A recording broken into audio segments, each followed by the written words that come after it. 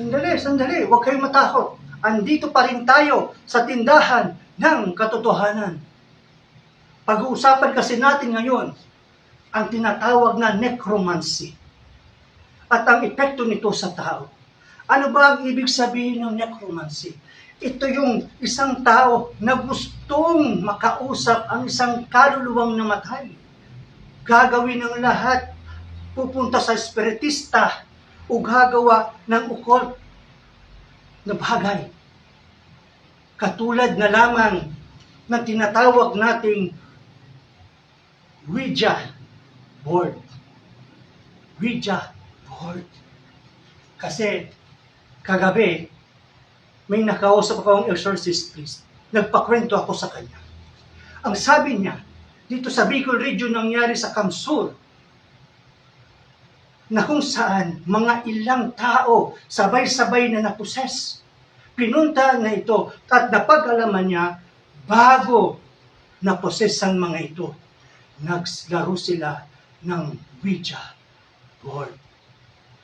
Mahigpit na ipinagbabawal ang necromancy, Ouija board o spiritista ng Katolikong simbahan.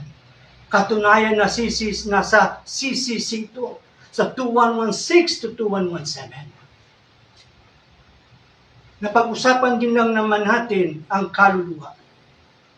Ayon sa Catechism of the Catholic Church 1022 hanggang 1037, pag ang isang tao namatay, diretso na po yan sa kanyang patutunguhan.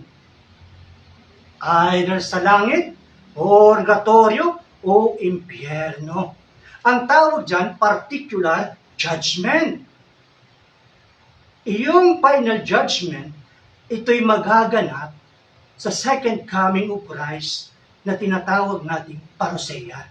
Dalawa na lamang ang patutunguhan, either sa langit o sa impyerno. Marahil, andyan yung takot natin. Hindi yan mawawala, lalong-lalo na kapag tayo ay nasa bahay natin o sa ibang lugar na kung saan may nakita tayong parang may anino na naglakad o kaya may kumalabit sa atin na wala namang tao. Natural ang matakot. Pero pinaalalahanan tayo ng kasulatan, ng banal na kasulatan, na huwag tayong mamuhay sa takot. Dahil napagtagumpayan na ni Kristo si Satanas sa pamamagitan ng kanyang krus at sa kanyang muling pagkabuhay. Kaya nga sinasabi sa Santiago 4:7, magpasakop tayo sa Diyos at labanan natin ang dyablo at para tumakas ito sa atin. Kaya lang, ang nangyayari, paano tatakas ang dyablo kung patuloy natin kinikayat ang mga ito. Pinapapasok sa ating sarili, pinapapasok sa ating tahanan. Maraming paraan ng dyablo para makapiling natin sila.